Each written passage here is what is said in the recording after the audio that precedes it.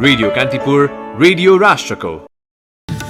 Corona संक्रमणको जोखिम बढेसँगै lockdown खुकुलो बनाउन नहुने निष्कर्षमा सरकार, अब खुला नगरी आर्थिक संकट चुलिने पूर्व अर्थमन्त्रीहरूको भनाई। भारतीय सीमाबाट 5 किलोमिटर दूरीमा नेपाली सेनाको गस्ती टोली परिचालन गर्ने सरकारको निर्णय। सेना परिचालन गर्न सम्बन्धित जिल्ला प्रशासन कार्यालयलाई गृह मन्त्रालयको निर्देशन। कोरोना महामारीपछि कृषि क्षेत्र बिउतिने आशा, कृषि आधुनिकीकरणका लागि नीतिगत कमजोरी बाधक भएको जानकारको टिप्पणी। कोरोना भाइरसबाट मृत्यु हुनेको संख्या बेलायतमा इटली भन्दा पनि धेरै, 29,400 भन्दा बढीको मृत्यु। र लकडाउनका क्रममा पनि अधिकांश खेलाडीहरूको प्रशिक्षण जारी, आत्मविश्वास गुम्न नदिन सक्दो प्रयास गरिरहेको प्रशिक्षकको भनाई। भएपछि कसरी महँगो भाडा तिर्ने भन्ने चिन्तामा छन्। भाडामा बस्ने हजारौं विद्यार्थीको जीविकाको विकल्प समेत ठप्प छ। मुख्य कामको सिजनमा लकडाउन हुँदा मुलुकै आर्थिक क्षेत्र शिथिल र संकुचित भएको छ। श्रम बजारबाट आउने विप्रेषण र वैदेशिक लगानी घट्दो छ र राष्ट्र बैंकका गभर्नर महाप्रसाद अधिकारीले मंगलबार अर्थ समितिमा प्रस्तुत गरेको आर्थिक सूचक समेत सकारात्मक देखिँदैन। यस्तो स्थितिमा कोभिड-19 संक्रमण नियन्त्रणका लागि लगाइएको लकडाउन सकारात्मक हुँदाहुँदै यसले पुर्याएको सामाजिक र आर्थिक क्षति अब धान्न नसकिने भन्दै प्रमुख राजनैतिक दलका नेताहरूले आर्थिक गतिविधि क्रमशः खुकुलो बनाउँदै लैजानुपर्नेमा जोड़ दिएका छन्। युरोप र अमेरिकाले समेत आर्थिक गतिविधिलाई प्राथमिकता दिएर खुला गर्न थालेको भन्दै कांग्रेस नेता रामशरण महतले नेपालमा सुरक्षित मापदण्डका आधारमा साना उद्योग र व्यवसाय चलाउन दिनुपर्ने बताउनुभयो। नेकपाका नेता तथा पूर्व अर्थमन्त्री सुरेन्द्र पाण्डेको तर्क पनि महतको भन्दा भिन्न छैन। जोखिम कम भएका शहरलाई बाहिरी आवागमन रोकेर खुला गर्नुपर्ने पाण्डेको सुझाव छ। संक्रमण बढ़ी देखिएका जिल्ला र क्षेत्रमा कडाई गर्नुपर्ने उनीहरूको समान धारणा छ। शहर बजारका ठूलो संख्यामा रहेका व्यवसाय समेत सुचारू गर्न दिनुपर्ने र यसो गर्दा तल्लो र मध्यम वर्ग लाभान्वित भई बेरोजगारका समस्या कम हुने उनीहरूको तर्क छ। कांग्रेसकै अर्का नेता तथा पूर्व अर्थमन्त्री महेश आचार्यले कोभिड-19 महामारीले पारेको चौतर्फी संकटका बेला सरकारको गतिविधि निराशाजनक बन्न पुगेको बताउनुभयो। लकडाउनले उत्पन्न गराएको आर्थिक संकटतिर भन्दा सरकारको ध्यान सत्ता राजनीतिको दाउपेचतिर केन्द्रित हुन थालेकोमा उहाँले चिन्ता व्यक्त गर्नुभयो। सरकारले चैत 11 गतेदेखि देशव्यापी लकडाउनको समय सीमा पछिल्लो पटक वैशाख 25 गतेसम्मका लागि बढाएको छ। पछिल्लो समयावधि पूरा हुने दिन बिहीबार नजिकिँदै जाँदा पुनः लकडाउन लम्ब्याउने कि खुकुलो पार्दै लैजाने भन्ने बहस भइरहेको छ। कोरोना नियन्त्रण तथा रोकथाम उच्चस्तरीय समन्वय समितिको मंगलबारको बैठकले लकडाउनको अवधि थप्न मन्त्री परिषदलाई सिफारिस गरेको छ। अवधि थपेको घोषणा आज सरकारले गर्ने भएको छ। स्वास्थ्य मन्त्रालय सम्बद्ध अधिकारीहरूले लकडाउनको भविष्यबारे एक प्रकारको योजना बनाएका छन् भने सुरक्षा अधिकारीहरूले पनि आफ्नै हिसाबमा योजना बनाएका छन्। उनीहरूको योजनाको समान विषय भने काठमाडौँ उपत्यकामा क्रमशः लकडाउनलाई खुकुलो बनाउँदै लैजाने रहेको जानकार स्रोतहरूको दाबी छ। काठमाडौँ लगायत पछिल्लो समय कोरोनाको संक्रमण नदेखिएका स्थानमा बिस्तारै लकडाउन खुकुलो पार्दै लैजानुपर्छ भन्नेमा प्राय सबै जनस्वास्थ्य विज्ञ तथा स्वास्थ्य चिकित्सकहरू पनि सहमत छन्। तर उपत्यकामा हालसम्म गरिएको परीक्षणको संख्याले पनि उनीहरू ढुक्क छैनन्। राष्ट्रिय जनस्वास्थ्य प्रयोगशाला स्थित स्रोतका अनुसार प्रयोगशालासँग हालसम्म काठमाडौँ उपत्यकाको कतिवटा नमुनाको पीसीआर परीक्षण गरियो भन्ने रेकर्ड नै छैन। ल्याबमा आइपुग्ने फारममा शंकास्पद संक्रमितको नागरिकताका आधारमा स्थायी ठेगाना उल्लेख गरिने भएकाले पनि तत्काल संख्या यकिन गर्न कठिन छ। त्रिभुवन अन्तर्राष्ट्रिय विमानस्थल स्थित अध्यागमन विभागको तथ्याङ्क अनुसार चैत 1 देखि 10 गतेसम्मको अवधिमा हवाई मार्ग भएर मात्रै काठमाडौँमा करिब 21,000 आइपुगे, जसमध्ये 3,000 हाराहारीमा विदेशी छन् भने बाँकी 18,000 जति नेपाली हुन्। ती 18,000 नेपाली मध्ये कतिजनाको पीसीआर र कतिको आरटीटी परीक्षण मात्रै भयो भने तथ्याङ्क पनि फेला परेको छैन।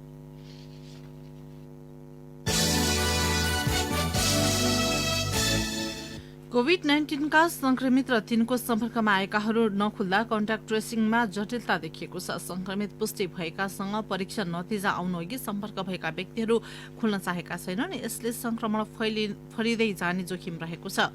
संक्रमितहरूले आफ्नो यात्रा भेटघाटबारे स्पष्ट रूपमा नबताउने गरेको स्वास्थ्य कर्मीहरूले जनाएका छन्। उनीहरूको अनुसार संक्रमितको सम्पर्कमा आएकाहरूले समेत जानकारी दिन आनाकानी गरिरहेका छन्। केही व्यक्तिले काल्पनिक कथा सुनाएर भ्रममा पार्न खोजेको पनि पाइएको छ। एक स्वास्थ्य कर्मीले केही संक्रमितले आफूसँग सम्पर्कमा आएका विपरीत लिङ्गीय व्यक्तिसितको भेटबारे लुकाउने गरेको पाइएको बताए।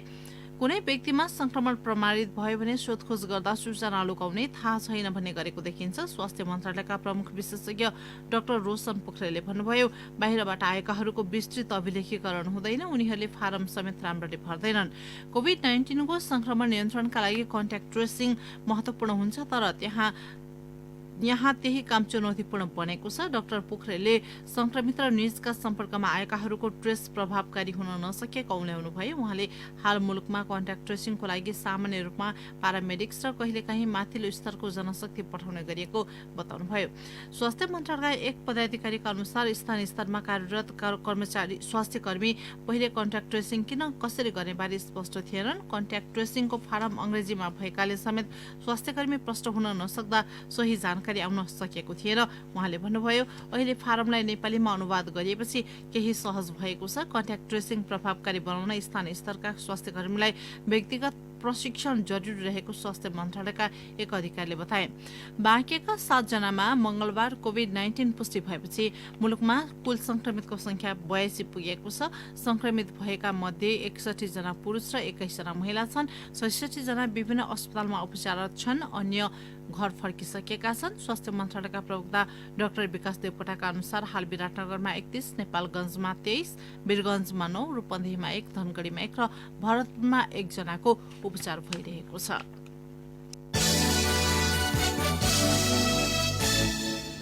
उदयपुर, वीरगञ्ज, नेपालगञ्ज लगायतका स्थानमा कोरोना भाइरस कोभिड-19 संक्रमितको संख्या बढ्न थालेपछि प्रहरीले काठमाडौँ उपत्यका भित्रिने सवारी साधनमा कडाई गरेको छ।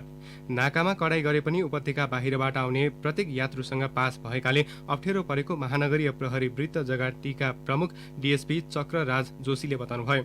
अत्यावश्यक बाहेक लकडाउनको समयमा विभिन्न बहाना बनाएर राजधानी प्रवेश गर्न लागेका व्यक्तिहरूलाई फिर्ता पठाइएको उहाँले जानकारी दिनुभयो।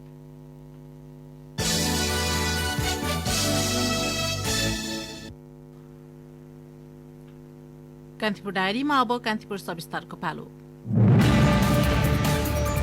कान्तिपुर सविस्तार।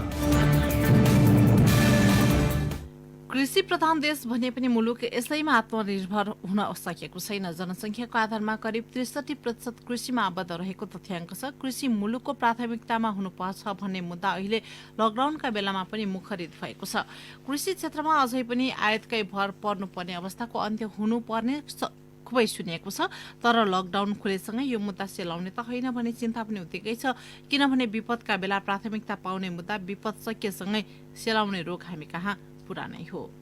सरकारले लकडाउन गरेकै दिनबाट आम सर्वसाधारणले खाद्यान्नको जोहोमा आफ्नो समय खर्चिए। यो क्रम लम्बिँदै जाँदा उत्पादन भएका कृषि उपजले बजार नपाउँदा केही खेतमै कुहिने अवस्था आयो। अधिकांश क्षेत्रमा खाद्यान्न अभाव भयो। त्यसपछि सरकारले लकडाउनकै समयमा पनि कृषि कर्ममा लागिरहन कृषकलाई आग्रह गर्दै आएको छ। अन्य सबै क्षेत्र ठप्प हुँदा पनि कृषि भने चलायमान हुनुपर्ने बाध्यताले यसको महत्व पनि दर्शाउँछ। तर यसले सरकारी प्राथमिकता पाउन भने सकेको छैन। मुलुकको कृषि विकासका लागि प्रधानमन्त्री कृषि आधुनिकीकरण परियोजनालाई पुनर्संरचना तथा विस्तार, भूचक्ला बन्दी मार्फत सामूहिक सहकारी र करार खेतीलाई प्रोत्साहन गर्ने जस्ता थुप्रै कार्यक्रम सरकारले सार्वजनिक गरे पनि त्यसको पूर्ण कार्यान्वयन देखिँदैन। निजी क्षेत्र पनि कृषक तथा कृषि आधुनिकीकरणका लागि सरकारको नीतिगत कमजोरी बाधक भएको गुनासो गर्छन्। निजी क्षेत्रबाट कृषकको उत्पादनलाई बजारीकरण गर्न सहयोग गरिरहेको मुना कृषि लिमिटेडका युवराज गुरुङ। अब हामी आफै सानो स्केलबाट सुरुवात गरेको हुनाले हामीले किसानहरूकोसितै हामी आफैले कलेक्सन गर्न पनि सकिरहेको छैनौँ। यसमा चाहिँ अब राज्यले एउटा जुन कृषि उपजहरूमा हामी अलिकति सस्टेन्स छौँ ती कुराहरूलाई चाहिँ रोकआउट गरिदियो हुन्छ। कृषकका प्रत्यक्ष तथा परोक्ष सरकार राख्ने केन्द्रीय कृषि सहकारी संघका महाप्रबन्धक तथा कृषि अभियन्ता रुद्र भट्टराई पनि निजी क्षेत्रको भनाइमा सहमत छन्। बजेटमा पहिलो प्राथमिकता पर्ने कृषि क्षेत्रमा युवाको आकर्षण नबढ्नु तथा आवश्यक नीति नियमको कार्यान्वयन पक्ष फितलो भएका कारण सरकारी लक्ष्य पूरा हुन नसक्ने दावी गर्छन्। आफ्नो ढङ्गबाट किसानको लागि सहयोग गर्नुपर्छ भनेर गरेर अब हामीहरू पनि कन्टेन्टहरू छन्, रिसोर्सहरू चाहिँ छैन, हाम्रो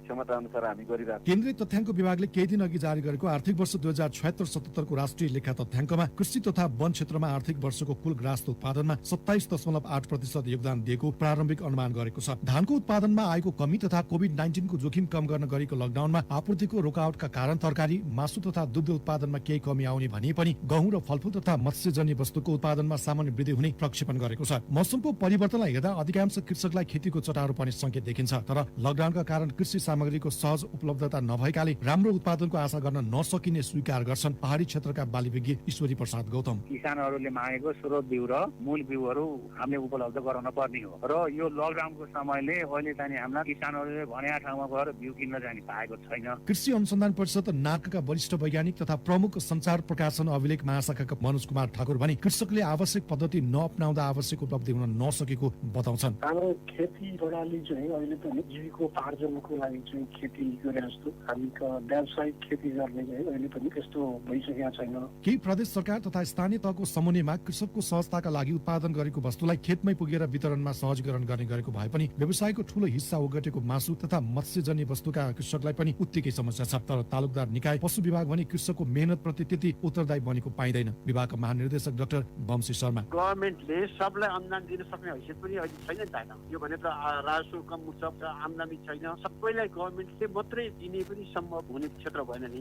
लकडाउनका समयमा कृषकका खेतमा कुहिएका उत्पादन, खोरमा मरेका मासुजन्य वस्तु तथा पोखरीमा छटपटाइरहेका किसानका आशाहरूमा सरकारको आँखा त परेको छैन नै, तर आगामी दिनमा भने कृषिमा ठूलै क्रान्ति आउने अपेक्षा गर्छन् कृषि तथा पशुपन्छी विकास मन्त्रालयका प्रवक्ता डाक्टर हरिबहादुर केसी। आधारभूत खाद्यान्नमा चाहिँ आत्मनिर्भर हुनै पर्छ, त्यसैलाई फोकस गर्नुपर्छ भन्ने एउटा कुरा छ। अर्को कुरो धेरै सम्भाव्यता छ, ज्यादा सम्भाव्यता छ। त्यहाँको उत्पादन बढाएर जुन वस्तुहरूको प्रतिस्पर्धी क्षमता बढी छ अन्तर्राष्ट्रिय बजारमा, उनीहरूलाई अन्तर्राष्ट्रिय बजारमा पठाउन नि जोड गर्नुपर्छ। कोरोना महामारीले अन्य क्षेत्र धराशयी हुने खतरा बढिरहँदा कृषिमा भने आत्मनिर्भर हुने सुनौलो सपना देखिएको छ। अझ वैदेशिक रोजगारीबाट फर्केर आउनेको संख्या र मेहनत गर्ने उनीहरूको अनुभवलाई कृषि उत्पादनमा रूपान्तरण गर्न सकिए सपना साकार हुनेमा शंका छैन। तर भारतीय नाकाबन्दीका बेला जस्तै उत्पादनमुखी अर्थतन्त्रका लागि कृषिमा जोड दिने भन्ने नारा मात्रै ओरालियो र यथार्थमा कार्यान्वयन भएन भने कोरोना महामारीपछि मुलुक खाद्य संकटको अर्को महामारीमा नफस्ला भन्न सकिन्न। कान्तिपुर डायरीका लागि सन्तोष गन्धर्व। कान्तिपुर सविस्तार। कान्तिपुर डायरीमा अब ब्रेकको पालो।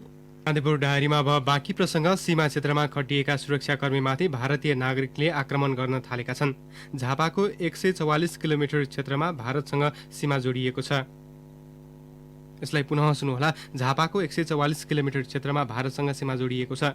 नेपालतर्फ खेती गर्न आउन नपाएका तथा चोरी तस्करीमा संलग्न भारतीय नागरिकहरूले सीमा क्षेत्रमा खटिएका सुरक्षाकर्मीलाई नै निशाना बनाउन थालेका छन्। सोमबार साँझ झापा गाउँपालिका 4 जुलीगाछी बस्ती स्थित 131 1 नम्बर पिलर नजिक खटिएका नेपाली सुरक्षाकर्मीलाई आक्रमण गर्न भाला, तरवार, चक्कु, लाठी लगायत घरेलु हतियार सहित करिब 200 जनाको समूह सीमा क्षेत्रमा आएको थियो। नेपाली सुरक्षाकर्मीलाई घेरेर आक्रमण गर्न खोजेका उनीहरूलाई रोक्न सशस्त्र प्रहरीले फायर खोल्नु परेको थियो। यसैबीच सरकारले भारतीय सीमाबाट 5 किलोमिटर दूरीमा नेपाली सेनाको गस्ती टोली परिचालन गर्ने भएको छ। दक्षिणतर्फका नाका सिल गर्न खटिएका सशस्त्र प्रहरी र नेपाल प्रहरीमाथि भारतीयबाट सांघातिक हमला र दुर्व्यवहार हुन थाल्नुका साथै अवैध प्रवेश नरोकिएपछि गृहमन्त्री स्तरीय निर्णयबाट सेना परिचालन गर्न लागि हो। यसका लागि गृह मन्त्रालयले हिजो सम्बन्धित जिल्ला प्रशासन कार्यालयहरूलाई निर्देशन दिइसकेको छ। तेस्रो तहमा सेनालाई तैनाथ गराउँदा जबरजस्ती अवैध प्रवेश गर्नेका लागि मनोवैज्ञानिक त्रास समेत सृजना हुने गृहको बुझाइ छ। पूर्वदेखि सुदूरपश्चिमसम्म 1880 किलोमिटर दूरीमा नेपालका 23 जिल्लामा भारतसँग जोडिएका छन्। चैत 11 गते लकडाउन सुरु भएसँगै सीमा हुँदै आवतजावत नियन्त्रण गर्न भारततर्फ सशस्त्र प्रहरीका 1213 र नेपाल प्रहरीका 470 स्थानमा चेक पोइन्ट खडा गरिएका छन्। यी स्थानमा करिब 30,000 सुरक्षाकर्मी परिचालित छन्।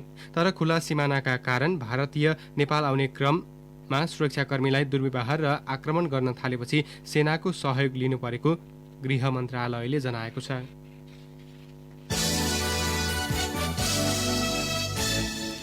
सेनाले कोभिड-19 रोकथाम र नियन्त्रणका लागि चीनबाट खरिद गरेको केही अति आवश्यक स्वास्थ्य सामग्री सम्झौता अनुसारै ढुवानी भएको भए हिजो बेलुकीसम्म नेपाल एयरलाइन्सको वाइड बडी विमानले काठमाडौँ ल्याइ पुर्याउँथ्यो।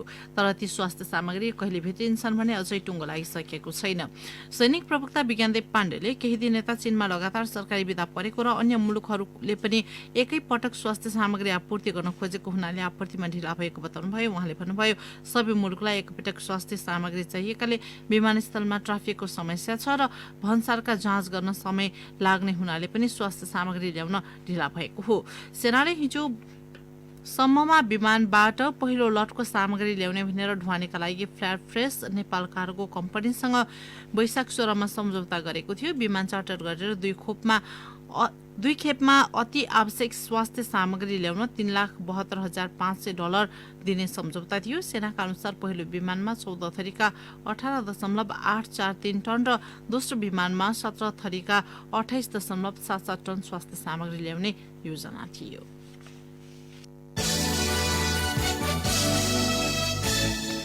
लकडाउनमा उद्योग व्यवसाय बन्द हुँदा विद्युत माग घटेको छ। उत्पादित विद्युत खेर जाने अवस्था आएपछि सरकारी र निजी क्षेत्रमा आयोजना कम क्षमतामा सञ्चालन भइरहेका छन्।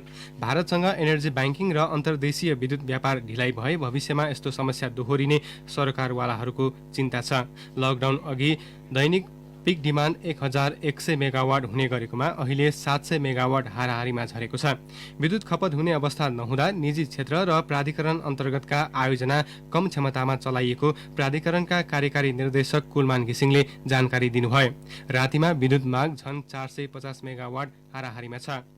विद्युत खपत नभएर आयोजना पूर्ण क्षमतामा सञ्चालन नहुँदा निजी क्षेत्रका ऊर्जा उत्पादकहरूले आफ्नो आम्दानी गुमाइरहेको स्वतन्त्र ऊर्जा उत्पादकको संस्था नेपाल इपानका अध्यक्ष शैलेन्द्र गुरागाईले बताउनुभयो। वर्षा जस्तै पानी परिरहेको अहिलेको निजी क्षेत्रबाट 500 मेगावाट उत्पादन हुन सक्थ्यो, तर अहिले 300 मेगावाट मात्रै उत्पादन गरिएको छ।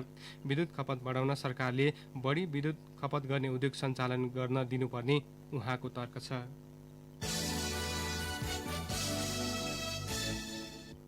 कोरोनाको महामारीबाट जटिल अवस्था नफिलिएको भए यति बेला नेपाल 20 लाख पर्यटक उतार्ने अभियान भ्रमण वर्ष 2020 मनाइरहेको हुन्थ्यो। नेपालको अर्थतन्त्रलाई उथल पुथल पार्ने भनेको सरकारको यो महाअभियानलाई साथ दिन अघिल्लो वर्षको दाँजोमा 8 लाख बढी पर्यटक ल्याउने देशभरका 129 तारे होटल यति बेला फुल अकुपेन्सीमा चलिरहेका हुन्थे होलान्। तीसँगै पर्यटक स्तरीय 125वटा होटल पनि पर्यटकले भरिभराउ हुने थिए, तर दुर्भाग्य चैत यता नेपालको पर्यटन बजार सुनसान छ। पर्यटन विभागका अनुसार 2600 ट्रेकिङ एजेन्सी बन्द छन्।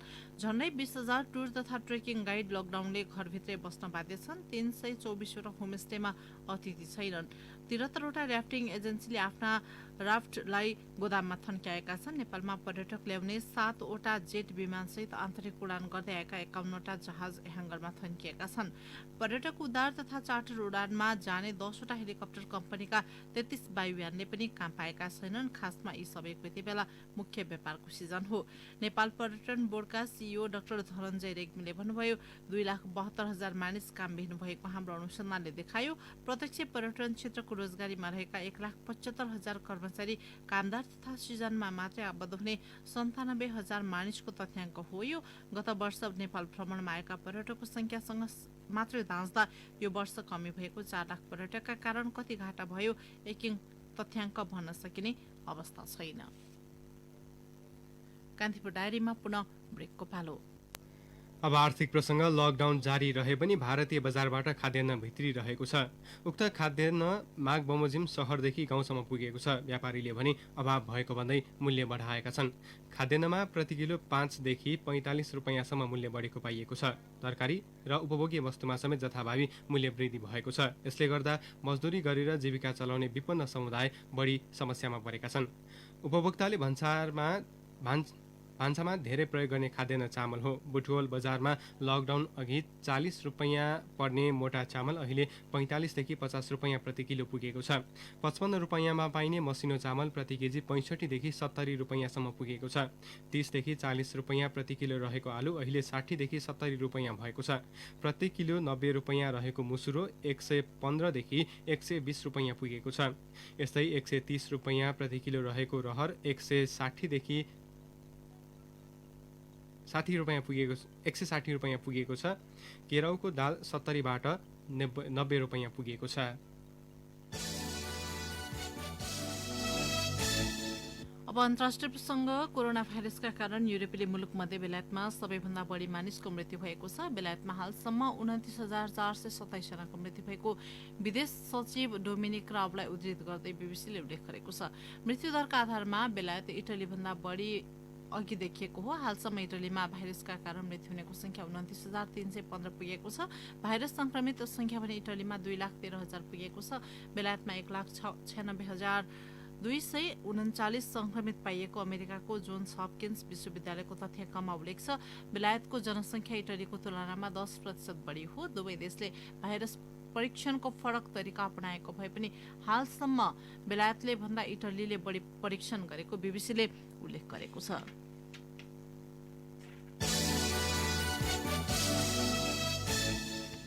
अब खेल प्रसङ्ग। कोभिड-19 संक्रमणबाट बच्न देश लकडाउनमा रहेको 1.5 महिना भइसकेको छ। विश्वव्यापी महामारीको रूप लिएको कोरोना भाइरसका कारण सबै गतिविधि ठप्प बनेको छ। स्वास्थ्यसँग प्रत्यक्ष जोडिने खेलकुद क्षेत्र पनि निश्चित रूपमा असर परेको छ। नेपाल मात्रै नभई विश्वभरका प्राय खेल गतिविधि ठप्प भएको छ। खेलाडीहरूले नियमित प्रशिक्षण गर्न सकिरहेका छैनन्। खेलाडी तयार पार्ने प्रशिक्षकलाई पनि लकडाउनले पीडा दिएको छ। विधि फरक भएको तर खेलाडीको प्रशिक्षण रोकिएको छैन। उनीहरू घरमै फिटनेस ट्रेनिङ गरिरहेका छन्। प्रशिक्षकहरूले डिजिटलको माध्यमबाट प्रशिक्षण तालिम उपलब्ध गराएका छन्। घरमै थुनिनु पर्दा कठिन अवश्य भएको तर आत्मविश्वास गुम्न नदिन प्रशिक्षकले सक्दो मेहनत गरिरहेका छन्। नेपालमा कोरोना संक्रमण तेस्रो चरणमा प्रवेश गरेको मानिन्छ। समुदायमा संक्रमित देखिन थालेका छन्। संक्रमित दर बढ्दो छ। यस्तोमा खेलाडीलाई सुरक्षित राख्ने उपयुक्त उपाय लकडाउन नै हो। तर सामान्य नागरिक जस्तो घरमै अल्छी गरेर बस्नु भनेको उनीहरूका लागि प्रत्युत्पादक हुनेछ। अर्को वर्ष हुने टोकियो ओलम्पिकको छनौटका लागि नेपालबाट छानिएका जुडो खेलाडी इन्द्रबहादुर श्रेष्ठ र सोनिया भट्टलाई प्रशिक्षण दिएको देबु थापाले भन्नुभयो। यो कठिन स्थितिमा सबैभन्दा ठूलो असर भनेको खेलाडीको आत्मविश्वास हो। नियमित प्रशिक्षण गर्न पाएका छैनन्, त्यसले उनीहरूलाई नकारात्मक असर पर्न सक्छ। अब मौसम सम्बन्धी जानकारी। काठमाडौँ उपत्यका लगायत मुलुकभरको मौसम सामान्य बदलिरहने मौसम पूर्वानुमान महाशाखाले जनाएको छ। देशको पहाडी भूभागका केही स्थानमा साथै पूर्वी र मध्य तराईका 1-2 स्थानमा मेघ गर्जन, चट्याङ, असिना र हावाहुरीसहित वर्षाको सम्भावना रहेको महाशाखाले जनाएको छ। केही बेर अघि 12.8 डिग्री सेल्सियस मापन गरिएको काठमाडौँ उपत्यकाको अधिकतम तापक्रम आज 28 डिग्री सेल्सियससम्म पुग्नेछ। सूर्योदय बिहान 5:20 भयो भने सूर्यास्त साँझ 6:41 हुनेछ। हवस् त यिनै प्रसङ्गसँगै कान्तिपुर डायरीको यो बुलेटिन यही सकिन्छ। 8 बजे हामी डेभलपमेन्ट एन्ड इकोनोमिक्स डायरीका साथमा उपस्थित हुने नै छौँ। अहिलेलाई सुरज र म पार्वता आज्ञा माग्छौँ। नमस्कार।